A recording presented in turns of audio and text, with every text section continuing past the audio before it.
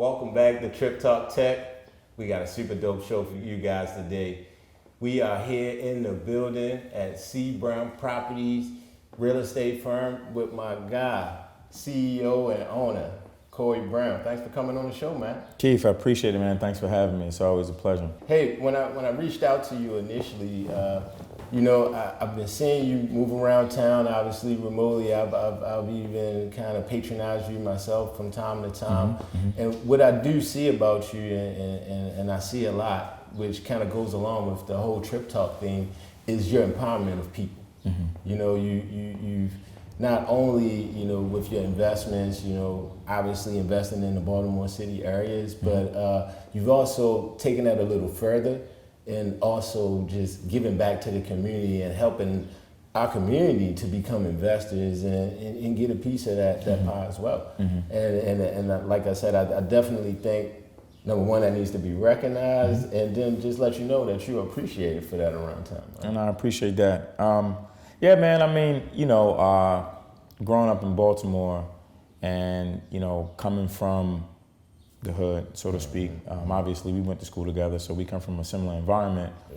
I would be doing myself, the community, and the youth an injustice if I don't give back, right? So anything that I work on, anything that I inspire to work on, is always about paying it forward to our culture, not just the youth, but our culture in general, the Black culture. So everything that I do, the real estate investing, my restaurant, Noir Restaurant Lounge, my mentor program, Millionaire Mindset, it's not about me, right? Obviously, I've been put in a position to, learn certain things, but at this point, it's pertinent, it's necessary, it's essential to give back, man. So, I appreciate you recognizing that, because a lot of people don't. They think it's just about money. And to be honest with you, it's not. It's not about money at all. Yes, I do want to make money, but the reality is, this culture, Baltimore in general, we need a lot of help. And if people like you and I don't stand up and give back, then we're doing a disservice to our folks. So. Definitely. And you made a good point. We went to the same school, so I understand your beginnings. We come from the same environments. We come from the same grind, that same mud.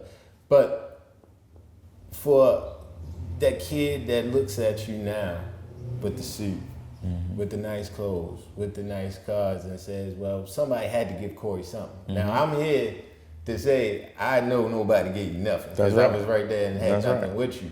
But for that kid that believes that you have to have something to get something, what do you say to that?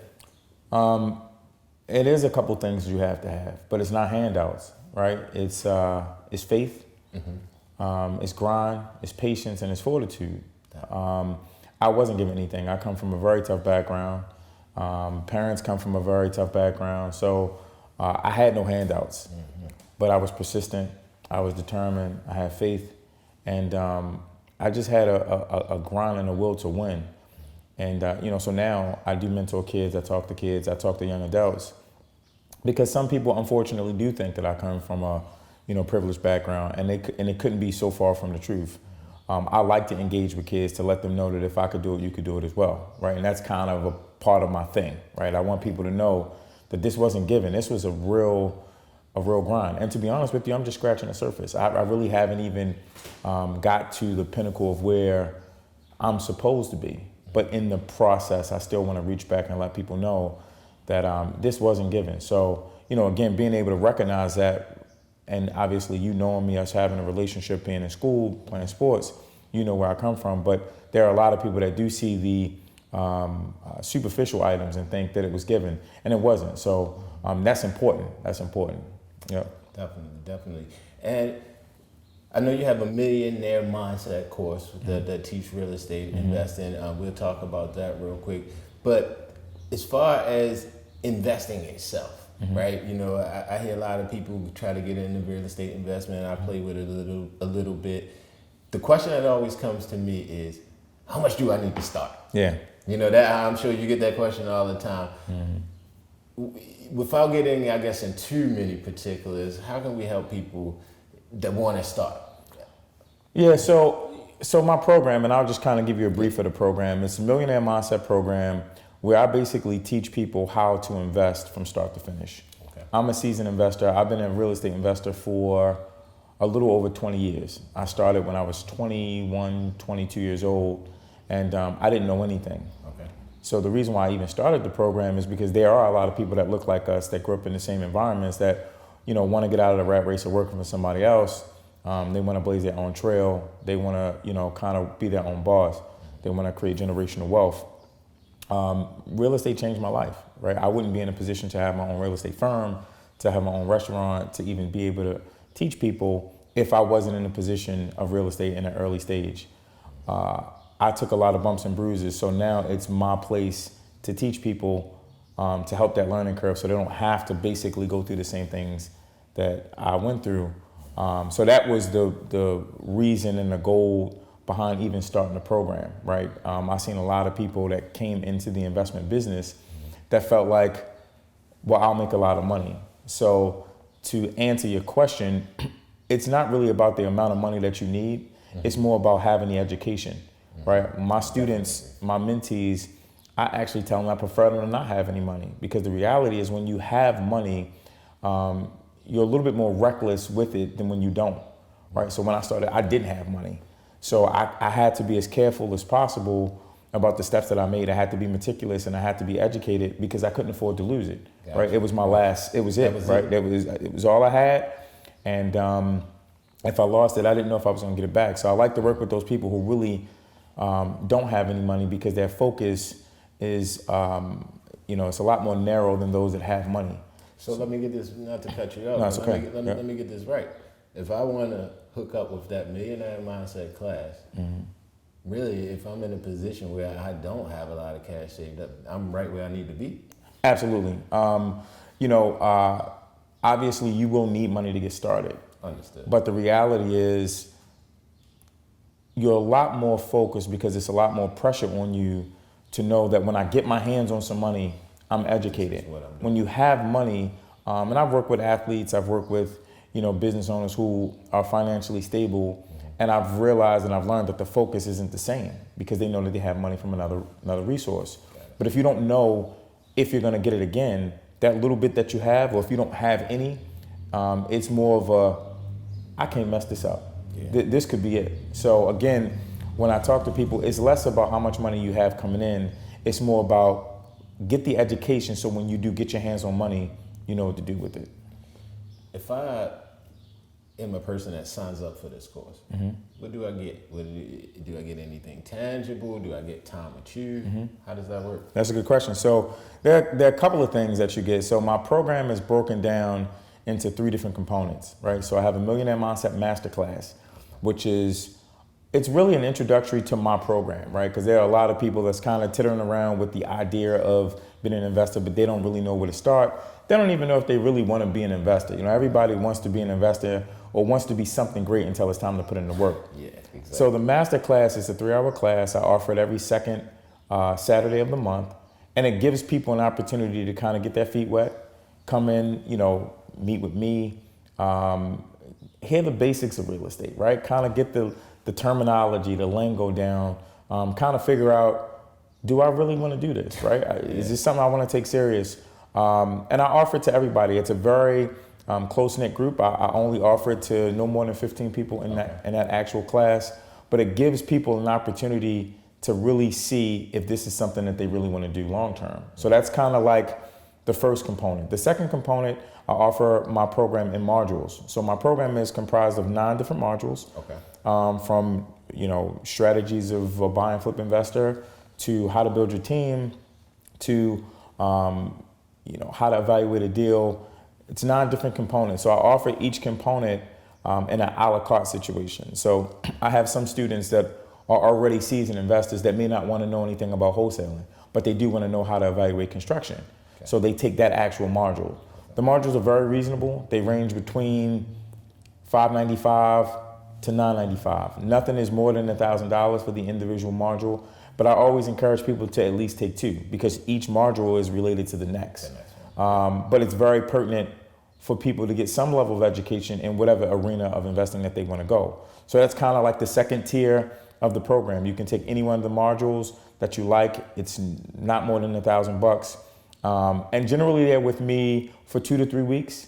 And we're going over that actual component in detail. Like I'm going to give you all of the information that you need about that particular module to make sure that you understand it. I also, answer questions. We meet twice a week for at least 2 or 3 hours, and we really dig in. The last tier, which is obviously the more expensive tier, but it's the more beneficial, is the entire program. So you have the opportunity to get all 9 modules in addition to some bonus material. We do ride-alongs. I give you all of my resources. And then I become a lifelong mentor. So as long as you are interested in being an investor, I'm here. I'm here via phone. We can meet. I help you walk through deals. My goal is to make sure that you accomplish your goal. So if your goal is to be a seasoned investor, to get your first property, to buy an apartment building, whatever that looks like, of which that's where my program starts. Like my program doesn't necessarily start with investing. It actually starts with mindset, right? Because I want you to understand that this isn't an easy business.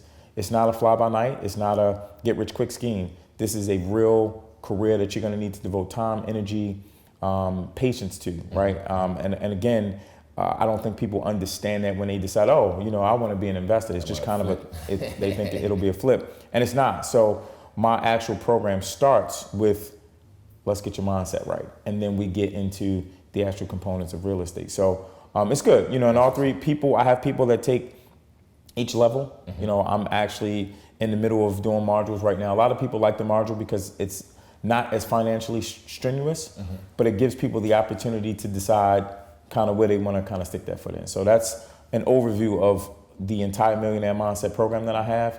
And then 2022, the plan is to put it online because I want to scale this. I want people that live in Singapore, that live in, Russia, that live in, other areas, because real estate is real estate, right? It's not subject to one particular location. The object of real estate is worldwide. So I definitely want to scale it in the near future. So the plan is to put it as an online component, probably early to mid 2022. Cool. That was actually what I was going to ask next, because we are a technology show, and I was just wondering, again, is this a local thing, or are you going online with this where, again, you can mentor remotely? Absolutely. So again, I started the face-to-face just because I like the person-to-person interaction, right? I like the idea of being able to ask questions of my students. But now that we are in a technology based world, you can do things via Zoom, you can do things remote. There's no limit, right? And then, I want the brand to reach that kid that lives in, the lower end of Chicago. Yeah. I wanted to reach the kid that lives in, Louisiana. I wanted to reach everybody, that single mom that decided, you know what? It's time for a change. It's time for a change. So I want to be able to reach everybody. But it started, obviously, it started in my backyard. So. My God. So circle back a little bit. Your passion, because it sounds like you're real passionate, dog. Like really, when you talk about this, and again, I know you won a lot of awards when we were in school. We mentioned that, but going back, thinking about that, where did that passion come from? For that, because like you said, for that kid that might have that whatever feeling in them. Yeah. What did that look like for you? So as I said before, and I briefly spoke on it, and I'm very transparent with regards to this because there are other kids that come from the same background. I come from a tough background. My dad was a heroin addict for 30 years. My mom was an alcoholic for 30 years. So I come from a very tough and trying background where a lot of people, unfortunately, don't see it out, right? They don't see that there's light at the end of the tunnel. I was blessed, I was fortunate, but also it was something inside of me that basically said, I'd be damned if I let these circumstances defeat me or break me. And the reality is, my passion is there's some other kids, there's some other people that's facing the same thing that I was involved in that feels defeated. It's my duty to give back. It's my duty to let people know that the only defeat is within yourself. So that's kind of where it comes from. Got you. And that's a good point. You lead right into the kind of the philanthropy piece of it. Again, I know you move around town a lot. Are you doing anything that way? Are you planning to do anything for those lines? I am. So right now I do speaking engagements. I mentor kids. I coach. I give my time to the youth primarily because there's a lot of misguided youth from their own parents, from the culture, from TV, from music. So kids need to be able to know that it's somebody that looked like me, that came from my neighborhood, that went through the same struggles that I went through, that was able to make it out. That was when I was coming up. I didn't see much of it other than on TV, right? Yeah. So we saw the Jay-Z's, we saw the Michael Jordans, the Allen Iversons, and we inspired to be those people. But it has to be now somebody tangible that looks like you, that they can come up and talk to me in my own restaurant and say, how did you do it, right? So that brings a certain level of joy to me. So outside of just being able to move around, my team, my publicists, they do a fantastic job with putting me in the right space to talk to kids. But outside of that, I'm working on an entrepreneur program. Okay. Because outside of, in essence, I'm an entrepreneur, right? And there are a lot of kids that want to be entrepreneurs. There are a lot of people that want to be entrepreneurs. So I'm working on, and this is top secret, I'm giving you this information because you're my friend. We get it first. Absolutely. So I'm working on a large component where I'm basically putting together a program where I can go to different high schools and different universities and implement an entrepreneurship program that I'm able to marginally fund out of my own pocket to help these kids get off the ground, but also educate them, because the reality is probably 70% of entrepreneurs don't really have a clue what an entrepreneur needs to know, right? They was a technician and they loved something and they decided, you know what? I'll do it for myself. I'll do it for myself, which is a great idea. But the reality is there's so many different components to being an entrepreneur. And, again, being transparent, I've made a lot of money and I've lost a lot of money. So it's in my best benefit to help people that are interested in being entrepreneurs. You make a good point right there as far as entrepreneurship. I've experienced that myself. You have some high highs and you can have some low lows. Absolutely. But what do you tell the audience that could be watching that did just what you said? You know what? I got a skill. I do it real well. This is going to be my business. But then I hit a wall. Have you ever had problems or had in your business run with CBrown properties? Have you ever ran into that point where, man, this ain't looking so good? You might have to pull out and start something different. So yes, I have problems every day, brother. This is not a game. This is real. This is real life right now. So yes, the first thing that I always advise people to do, even when I have a consultation mentor program for business people, a little less structured, but you have to get educated in what you want to do, right? That's really where it starts. You can't jump into an industry and expect to do exceptional and you're not educated, right? So I tell people, and I do it myself, before I opened my restaurant, it was probably a year prior. I couldn't even tell you how many restaurants I went to. Right, I asked questions, I talked to GMs, because restaurant wasn't my thing. I'm a real estate guy. But it's something that I wanted to do, but I felt like if I want to be successful, I need to really submerge myself in this business. Even till date, I go to restaurants and I still talk to people because I'm not fully versed in what a restaurateur looks like.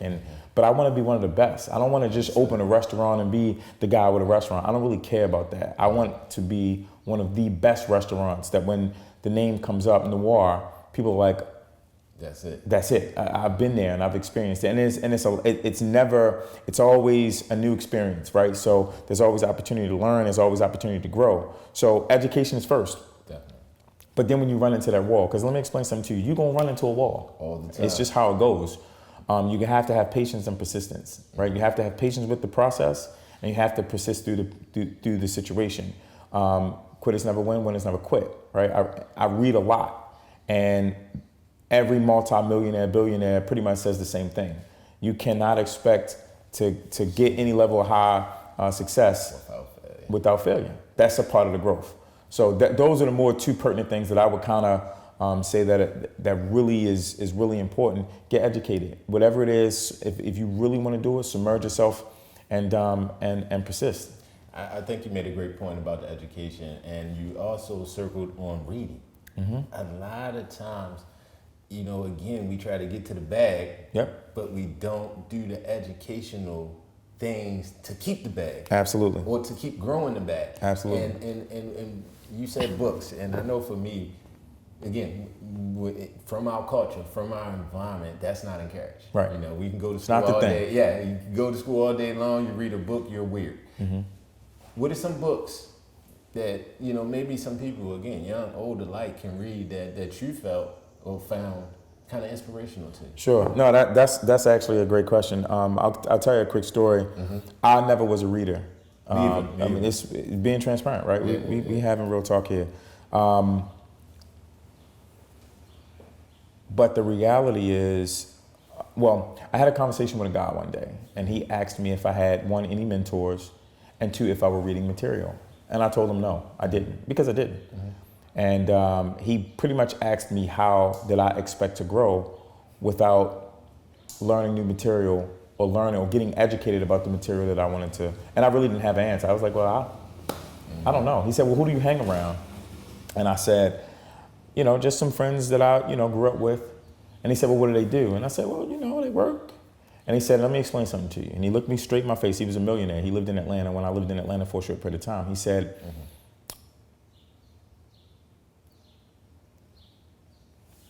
when you play in an alley, you make friends with rats. And I said, wow. Pretty deep. Simple, but deep. It was very simple, but it was very profound. Yeah. And basically what it meant was you are as successful as the people that you are around or the information that you put inside of you. And I was making a lot of the excuses. Oh, I don't really like to read and it takes a lot of time. And he introduced me to Audible. This was a few years ago, and he said, do you have Audible? And I said, I don't even know what Audible is, brother. Hey, dude, you must be a man after my own heart, but go ahead. And he explained to me what Audible was, and he said, listen, this is how you can create a mobile university. And from that point on, I did 26 last year. My goal is to press the envelope to get to 40 this year. Okay. I don't listen to radio. I don't watch a lot of TV unless it's sports. I educate myself every day. I have an Audible, and I listen to books. So a couple of good books. Think and Grow Rich by Napoleon Hill is probably the most profound book. Yes. The book that I'm actually reading right now is by Brian Tracy called Discipline. Like that book. It's an amazing book. It talks about basically how important discipline is to your growth as a person, to your life, to your relationship, to your finances, to your career. Not making excuses and being disciplined. The Power of Broke by Damon John is a really good book. He's on Shark Tank. He's the CEO of Fubo. The Power of Broke is a really good book. 50 Cent's book. I love that book. Yeah. Great book. He just put out, I forget the name of it. He just put it out, the last one he just put out. So, Power, whatever. It's, I read all the time. I wake up, it's a part of my ritual, right? I wake up, I meditate, I pray. I get in the shower and I listen to Audible until I leave and I'm off to a meeting. And generally when I'm in the car, I just put it on and I'm listening. So I'm pretty much listening to books at least 2 to 4 hours a day. And it's been probably one of the best things that I've ever kind of implemented in my daily travels. It's so crazy. I've never asked you that question a day in my life, but even that whole routine itself is almost identical. Like Absolutely. Just to get up, the meditation, the praying, again, getting in that headspace right. to clear yourself. That's what it's about. To be able to take in that information, which, again, people just, one of those little nuggets, hopefully people holding on to, because, again, in addition to the reading, and I do the same thing, my reading replaces my radio. Absolutely. And again, to your point, what are you feeding yourself? Absolutely. And you made a great point about your company you keep.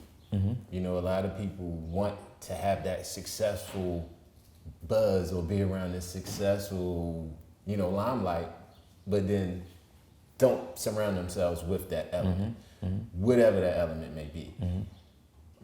For people who says that, maybe that's, I don't want to say discriminatory or, hey, that's somebody's viewpoint that, hey, if you hang around a certain people, can you explain how real that is? Well, They say that the perfect form of insanity is to do the same thing and expect different results, right? So, I don't know many millionaires. I can't say that I know a billionaire. It's our culture. We didn't grow up around millionaires and billionaires. We know a couple ball players, a couple guys who ran the street. But the reality is, in order to be something different, you got to do different stuff. I don't know many millionaires, but I know how to find them, right? There's a thing called the internet, Facebook and social media and YouTube. So instead of using those things for entertainment, you can also use them for education. And that's what I've decided to do. I think the reality is, and this is why this platform is dope. I appreciate again that you even brought me on here, is because people need to see that people that look like us, it's okay. It's actually cool to read, right? Exactly. Back in the day, if you said you was a clown, exactly reading what? So I think at this point, and let alone that we're grown now. We're not 20. We were just having a conversation about our kids and your son and mine. At 21, 22 is not necessarily the cool thing. Like I ain't reading, but when you're older, and even I teach my son, right? It's cool, actually. Yeah. It's cool to be the cool kid. It's cool to read. It's cool to not necessarily do what they're doing, and you'll see different results. So within our own culture, for two black men, educated black men that do very well for themselves, to be able to tell the youth and other black men, nah, it's cool to do this. I'm sure it'll touch somebody. Exactly, and I think what you mentioned is that influence, right? I think from the neighborhoods that we do come from, that quote unquote OG status, that you do get, again, take that impression and let's dump back into, all right, we learned this though. Hey, we were from here, but when we got released to the wild, I learned this, and let me bring it back. And Correct. This is what we got to do. So again, just appreciate you for that, because that's exactly what you're doing. I think through the programs, we'll definitely head down to your restaurant. We'll talk a little more about that. But I do want to understand kind of what was that idea like, because I know you were heavy on the real estate side. Like you said, real estate is your thing. Right. But you went to seek out this restaurant thing. What was that about?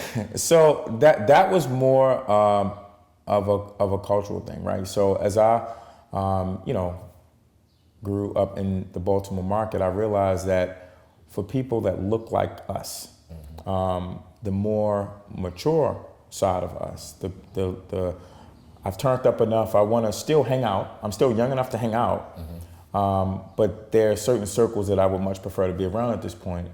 We lacked that entertainment element in Baltimore City. Nice restaurant, nice lounge, nice ambiance that wasn't filled with violence or a bunch of, and when I say hood element, I don't mean to offend anybody, but it wasn't, I wanted to create something that looked like us, right? That wasn't associated with violence and drugs and, and hood, right? I wanted us to have something that the city could be proud of. So my mantra is if you're not a part of the solution, you're part of the problem, Definitely. Right? And God put me in a position to build something for us. And again, and I say this a lot, it's not about me, right? I built this restaurant, this lounge to offer a different outlet, a different component. A lot of people go downtown and they dine downtown and they enjoy that ambiance and that experience. Our black-owned restaurants, and we have a lot of phenomenal black-owned restaurants here, but I think we were missing an element in each component for the most part, right? So the food may be great, but the ambiance may not be that nice, or the ambiance may be nice, but the neighborhood isn't so great, or the neighborhood is nice, but we're kind of lacking some customer service that we need some work on, or even the food element, right? So with creating Noir Restaurant and Lounge, I wanted to basically capture all of the elements that I think that we were missing in the city without being downtown, right? So my restaurant is on the 5716 York Road. It's in the Govinstown community, which is still in the city, but it's not downtown city. Heavy traffic. Right, it's not heavy traffic. So I wanted to make sure that from a cultural standpoint, again, it was something here that we could go to and enjoy good music and good drinks and good food with good customer service and a great ambiance, and it was safe for, you know, women and, you know, the younger elements, but to also allow the youth, my son's 16, your son is in his 20s, to be able to see black men, black people, to congregate and have a good time and go home, right? Be safe, have a good time, and go home. So the element of creating this space was more about giving our culture something different. When we talk about hanging out, like if we, prior to my establishment, everybody hung out in DC, or they went to Atlanta, or they went to Houston, where, you know, Atlanta is considered the Black Hollywood, or, you know, New York. You know, why can't we have something in our own backyard? Why do you got to go all the way to DC to enjoy yourself? And it's because we didn't have anything. So again, I'm more of a innovative. If I'm not a part of the solution, I'm part of the problem. So my goal was to create a solution. I see what you're doing. You try to do the old Pennsylvania Avenue. You trying to get the Cotton Club and everything. I'm trying to bring it back, brother. I'm trying to bring it back, man. And I'm not finished. I'm just getting started. I got some things in the works that I'm not at liberty to talk about via my publicist, but we got some stuff working. So the plan is coming. More stuff is coming. Man, I want to hear a little bit more about the restaurant when we get down there. Absolutely. We'll definitely do that. And just one last thing from the real estate side. You told us where you're going in 2022 with the online. We're definitely going to be waiting for the online classes. But what's next? What's next for CBrown Properties? Where do you see this thing going? Is it outside of Baltimore? Is it worldwide? What are we doing? So currently right now, CBrown Property, the real estate firm, we offer everything real estate for the exception of the real estate sales. So I'm a real estate agent, but I'm actually right now, literally tomorrow, I take my broker's test. Okay. So I will be an official real estate broker. I think that's really important, not only to the culture, but to the business side. There are a ton of real estate agents, right? But I think that what most real estate agents miss or lack is how to be business people. So when you become a real estate agent, in essence, you work for yourself. You're just under another brokerage, a Keller Williams, a Coldwell Banker, which is cool, right? But a lot of the people that become real estate agents don't really understand that you don't work for that brokerage. You just work under that umbrella. So my brokerage core principles, which all I have to do is pass this test, which I'm going to pass tomorrow, is the component to teach real estate agents how to be good business people. Okay. I'm beyond excited about that because I feel like I was an agent at one point, a new agent, and I didn't know anything. And it was hard to get help from people that I needed the help from to become a strong real estate agent. Gotcha. So that's really going to be the essence behind core principles, is to really teach agents. And it's not subject to any one color or race. I welcome black, white, Chinese, Hispanic, it doesn't matter. I welcome that component to be able to teach people how to be strong business people. So 2021, core principles will be officially up and running. I will be welcoming agents, and I really want this thing to be a strong group of polished real estate agents that's able to service the community and abroad. And the goal is to, once I obviously settle into the Baltimore market in the next year or so, to move that component to other markets as well. So I got some stuff coming. Well, man. Last but not least, got to ask you this question before we get out Absolutely. of here. Shoot. I know we all dressed up. Yeah. But we got sneakerheads on TrippTalk Tech, so you gotta let them know what's your favorite tennis shoe of all times. Favorite tennis shoe of all time. That is a good question. And don't let him fool you. He came out the mud, but he had heck of tennis in school, so somehow he made a way for that one. A couple little sneakers. So I was a major AI fan. Okay. Allen Iverson fan. Okay. The first Allen Iversons with the red on the bottom, the answers. Those are the ones. So those are my. A football player know about that. Absolutely. Those are my. Even till today, I will wear them today like they just came out. We might have to find Mr. Brown some. I'll wear them today like they just came out. We might have to find him some answers. I think our technology will allow us to do that. Yeah. So that's See, it. look at that smile on his That's face. it. Speaking Absolutely. of that, now I said that was the last question, but are you still playing football?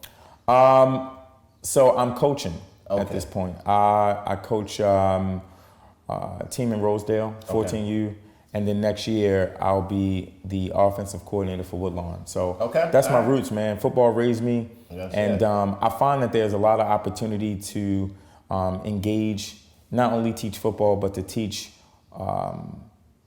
male growth. Right, I've been coaching for probably 8 years, and I love it, brother. It's a zen for me. It's an opportunity to not only give back, but give back in the things that I love and the things that I know. I played football for 30 years and on all levels.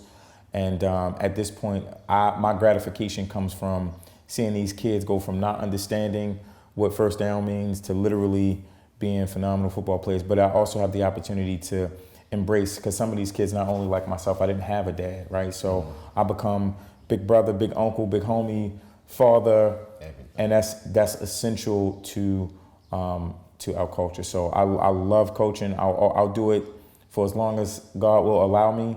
But you know, I'm done with football. I've hung up my cleats. They done. I've hung up my cleats, yeah. So.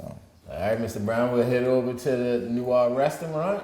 Absolutely. Good talking to you. Appreciate you, man. Hey, I appreciate My you, God. brother.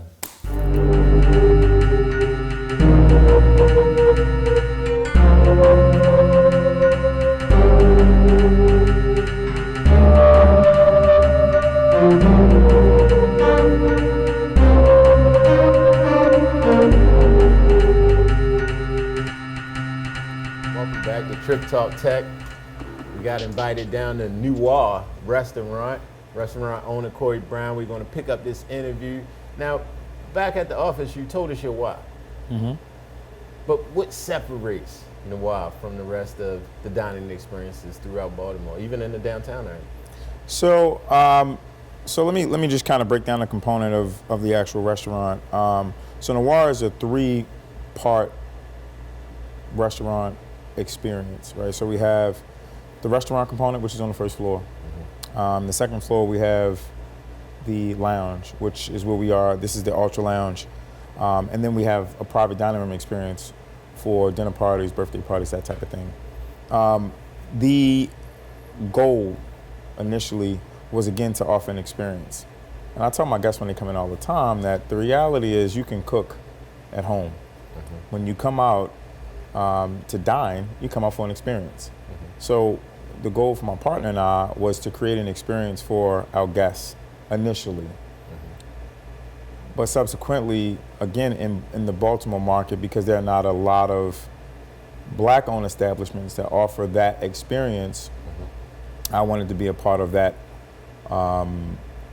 the person who jump-started not only good food, but good ambiance, and do it for our culture, which obviously people don't know that Noir is French translation for Black. Okay. Right? So I educate those that aren't really familiar with that. And in a very underlying way. Now, again, I'm not racist at all. You know, I love all people, but it's important to have something that's beneficial for us. Mm-hmm. So the Noir experience is an experience where there's no fall off from a fine dining restaurant that is downtown. I wanted you to leave a Ouzo Bay, wherever, downtown, Capitol Grill, and come here and not really have a fall off in terms of that experience. But the price point's a little bit different. And like you said, the name Noir, right? We look at it, like you said, not to be racist as Black, but I see where you're going at with that. Just to have something to be proud of, something Correct. to look at in town. Right. To say that, you know, something that we can take pride in that this house. All day long. I mean, here in Baltimore, again, all respect to all our Black-owned establishments. Again, when people start to dress up and they want to look nice, and when they go to a nice establishment, they tend to travel either further north, Philadelphia, New York, or further south, DC, Columbia even. So it's time. It's time for us to have something that you can wear some nice clothes and invite your friends, and it's in your backyard. So that's the preference behind it. What's the best thing on the menu here, man? Our lamb chops, man. Lamb chops. I've heard that. I've had them myself. I definitely can't. Our lamb chops are amazing. make sure you come check them out. Yeah. So they're marinated for 24 hours. We have some special marinade that I can't really reveal. But no trade secrets here. it's really good. Our food is really, really good. Our salmon is really good. So I'll kind of explain a little bit about the menu. So it's tapas style, right? So it's modern American food. It's not soul food. It's modern American food. We have a little bit of everything. So we have wings, wings and fries when you want to hang out with the fellas. We have some soul food, your mac and cheese, your shrimp and grits, your chicken and waffles.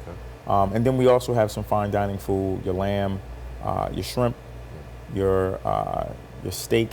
So we offer a variety for everybody, right? It's a family atmosphere. And then at the later evening, we have a little bit of a turn up in the lounge. Little but bit. again, it's grown, right? So it's a 25 and older requirement that we offer. There is a dress code. Okay. What's that dress code, just in case I don't want nobody? Sure, no. So we do allow people to be relaxed. I call it industry chic or industry fly. So you can wear sneakers, you can wear jeans. There are no white tees. There are no hoodies on. There are no skull caps on. And definitely for the ladies, there are no fairy flip-flops. All right. So we just want to make sure that we maintain the integrity of the ambiance. I mean, obviously, if you look at the space, it's elegant. It's different. It's not a trashy hole in the wall. So I want to keep the integrity with the guests. Now, I know with the pandemic, a lot of restaurants didn't survive. Didn't survive this, and you're one of the lucky ones. Not even lucky. I'll say you're one of the ones that planned well, worked to a point to be able to stay open. I'm a technology guy, so did you have to incorporate any technologies to stay afloat during the pandemic? I know you were a dine-in restaurant. Was dining out an option already, or did you had to kind of hurry up and get with your team and figure that out? It was a tough transition. Our restaurant is set up specifically for dining, right? So the ambiance, the feel, it is not a carryout. It wasn't set up for carryout. It was set up specifically for people, as I said from the beginning, to create an experience. The goal is to create an experience. Well, you can't quite create an experience when your food is in a box, but under the pandemic, we had to adjust. So, absolutely, the technology component was implemented. Right? We again with my team, we jumped in and we got on your local platforms, your Uber Eats, your Grubhubs, your Postlets, just to be able to still offer our normal clientele the opportunity to still eat the food that they enjoyed. When they offered the outside seating for a short period of time, we were able to kind of maneuver, but unfortunately it was in a time where the weather was still cold. But we still had people that came to support. And then when we got to the 50% component, of which thank God first, we were back at 100%. But prior to that, it was a bit of a transition. But, again, we did plan appropriately because myself and my partner, we also have outside businesses that we were able to financially not necessarily live off the revenue that we had saved for the restaurant. We made it through, which is a blessing because there are a lot of businesses that unfortunately didn't make it through. So, shout out for those that did, both black and white owned businesses. It doesn't matter because it impacted people of all race. And I'm looking forward to what, 2021 and abroad has in store. I mean, we're now at a full 100% capacity. Completely. Prior to the closing of the pandemic, we were only open in the restaurant and the private dining. The lounge portion wasn't even completely open. So now that we are all, 100% open, it's good. Things have been great. I'm excited, man. I'm looking forward to it. And exciting times for your new patrons because they probably never saw this spot, huh? Absolutely. And when people are excited to come outside, people have been in the house for the last year and some change. There's a little bit more consumer confidence. People saved a lot of money by not being out spending money. So it's good. And then to be honest with you, there is no other experience like you're gonna get at Noir. And I'm just being honest. That's what's up.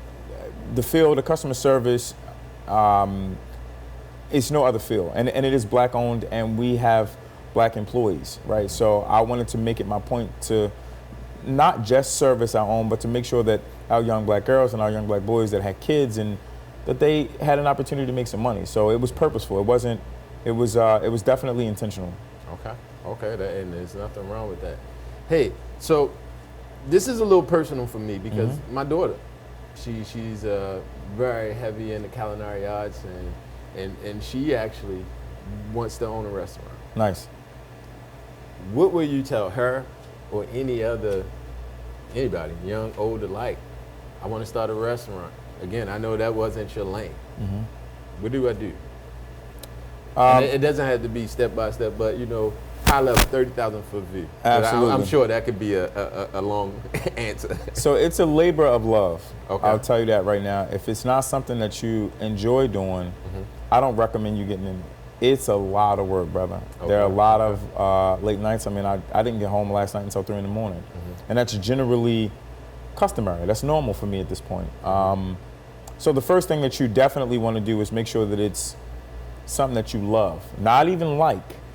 You got to love this. This is a labor of love. But once you've got past that portion, it's no different than what I said about the real estate aspect, right? You want to educate yourself because there are a lot of people that jump into this business with the best intention. But because you don't understand the other components behind running an actual establishment, the business owner part, they lose focus. I read a book and I'm trying to remember the book. And I'll get back to it, but it basically talks about the idea of being a technician, a manager, and an owner. So people that actually have culinary skills think that they can own a restaurant, and that's so far from the truth. Just because you can cook doesn't mean that you can run a restaurant. It just means you're a cook. That you can cook. You're a great cook. And a lot of people that start off with that idea think, oh, well, I've cooked for my family and I've done different events and I can run an establishment. And that's not the case. So the first thing that I would do is first evaluate yourself. Make sure that it's something that you actually want to do. Okay. And then get educated. You got to get educated on the financial component, right? You got to get educated on how it functions. I mean, a lot of people don't even understand that most restaurateurs, in terms of profitability, is really only between 6 to 10%. You're not going to make an astronomical amount of money unless your margins are, in a good place. Correct. And then the other thing is, you have to understand how to work with people from both a customer standpoint and an employee standpoint, right? Because you have customers that service, people that cook, people that clean, and then also you have to cater to your guests. So if you're not really good with people, it's not going to work as well. So it's a combination of, and you have to understand how to team build, because I can't do this by myself. True. I don't cook. I'm going to be honest with you. But I know how to build teams, and I know how to get people excited and inspired, and I know how to put people in the places that they're best suited. So that's kind of where I'm better suited in this whole grand scheme of things. I don't cook, right? I'm not the best cook, marginally cook, but I run an establishment. So if for nothing else, those are the things that I would probably advise to anybody who's interested. But if it's something that you love, I advise you jump into it. One point you made that was a great point as far as the team. To run a business, you don't have to know every single piece of the puzzle, but you can get the best people and bring that team together to accomplish what you want to get done. Now, from a pride standpoint, what has to happen as being the owner, but to make sure that you're interfacing in a way to make the team go? Well, so what I'll say about this is if you are a smart owner, right, then pride is not even, it shouldn't be at the forefront, right? I'm the person that's okay with putting my pride aside to allow those that are better than me in the areas that they specialize in to run that actual area. Hence the reason why I do have a publicist who runs that portion. I have cooks that run that point. I have people that run my private dining room space because I'm good at what I'm good at. Exactly. Right? I'm a designer, I'm a teacher, I'm an educator. That's what I'm good at. I stay in my lane and I'm perfectly fine with it. The smartest business owner is the person who's okay with finding the perfect people, the people that are actually smarter than him to put him in that position. So that was an easy transition for me. I know it's hard for some people, especially because they do want to be on the forefront and they do want to take the credit, but it's about us, brother. It's not, there's no I in team. And I learned that, obviously through sports. So that's a really, really important component of running a business, period. And people don't get that all the time. Again, I ask you to repeat that from that standpoint, right? Everybody hears the word boss, and I want to be a boss.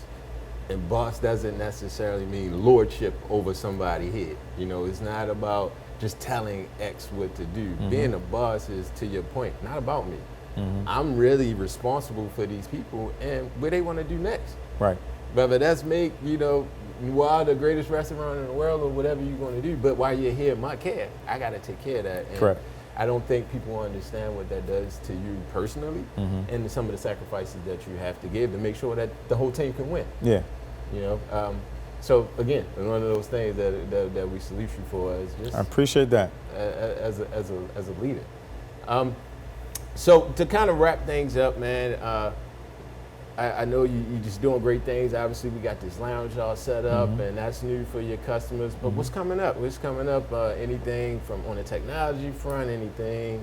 Just where you see Noir? Do you see this going past Baltimore? Absolutely. Now, I'm glad you brought that up. So I'll start with the technology piece. I mean, right now, we are, just because a lot of things are cutting edge, efficiency is important, right? So when you take a look at things like Amazon, Tesla, they haven't recreated the wheel. They've basically utilized the newfound technology to implement in the service or product that they offer to make it more efficient. That's it. So it's about efficiency, right? So we have implemented some things in the restaurant to work on our productivity and efficiency, because the reality is the more efficient you are, the better your system will run. Yep. And business is about systems, period. That's it. So there's a lot of things from, bottle service menus to staffing to QR code for our menus, or some of the things that, again, one of those things that I wasn't really privy of, but my team put it in place and it works out much better, not only with the pandemic being in place, but just moving forward, because now we look like the new technology savvy restaurant in comparison to the restaurants that aren't really offering that. So a lot of things are coming in place with that. A lot of things that we have in place are working really well. But moving forward, now that things are dying down with the urgency of the pandemic, the goal is to scale the brand. Our next location is going to be in the Prince George's County market, which we're looking for locations right now. It has to be a perfect location though. Okay. But Noir, the goal is to have 15 to 20 different restaurant brands around the country. So I'm going to scale further south. Okay. So it's going to be the DC market, North Carolina, Atlanta, potentially Florida, Alabama. So I want to hit prominent black markets, Houston, Chicago, Louisiana, and now definitely touching some of the major markets like New York.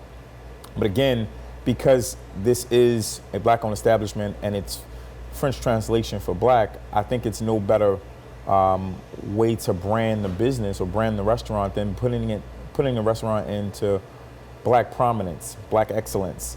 And again, it's no disrespect to any other race or culture, get it. But now it's time for us to be proud of something for us, right? And I'm for us all day. Again, I have no disrespect to any other race or culture, but I'm full minds, 110%. So this brand is going to be a major brand. People are going to know all about it. And so that's the next step. So DC is, Prince George's County, DC is next in line. And I'm excited, man. I'm excited about what we can do with this thing. Man, I'm excited for you. It sounds like a lot of great things coming for you and Noir. And like you said, I definitely like your mission.